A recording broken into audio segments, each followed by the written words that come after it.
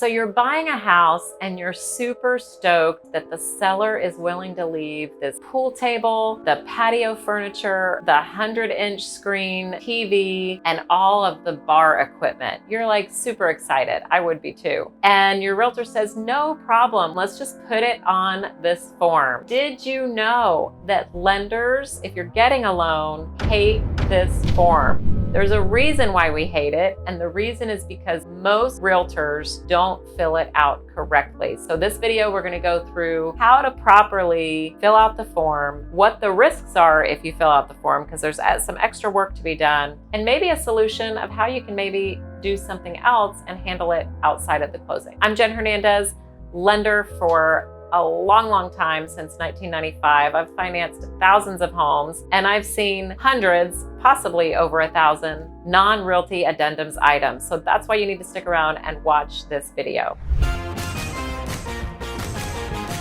So there's a couple of reasons why lenders really don't like the non-realty addendums item form. It seems like a simple form at first glance. However, the part that everyone misses is the part that we're going to highlight here that says, specify each item carefully, include the description, model numbers, serial numbers, location, and other information. I think in my 28 years of financing home loans and the realty addendums items that I've seen, there's been 0 times, yes, 0, that I have been handed that information from a realtor, buyer, or a seller. That's because nobody really understands it.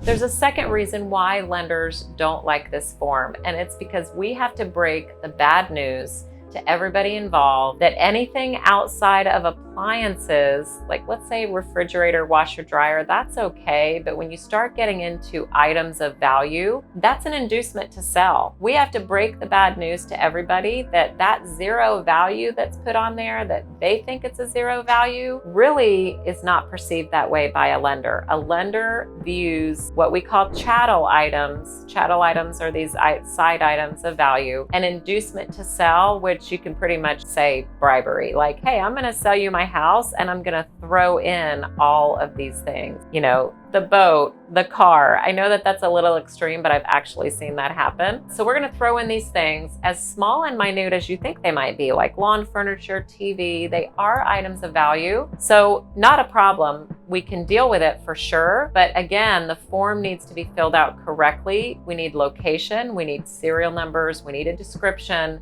and there has to be an evaluation, an actual appraisal that is done on these items. And we have to determine whatever that value is. Let's say the pool table, the screen TV, and the lawn furniture that we talked about in the beginning. Let's say that value is $2,000. That $2,000 is reduced internally. It's not really reduced to the seller, but it's reduced to the lender's calculation. It's reduced from the $500,000 price, let's say. So instead of loaning you 95% of $500,000, we're going to loan you 95% of $498,000 because we had to reduce for the cost of those chattel items for the consideration of your down payment and loan to value calculation. I know you're probably like, Jennifer, what are you talking about? Exactly. Nobody wants to do it. It's a lot of work. So our recommendation is that you handle things separately, possibly a bill of sale, some other way. You definitely can put it on a non-realty addendums item. We're not telling anyone how to fill out the form, but if you're going to fill it out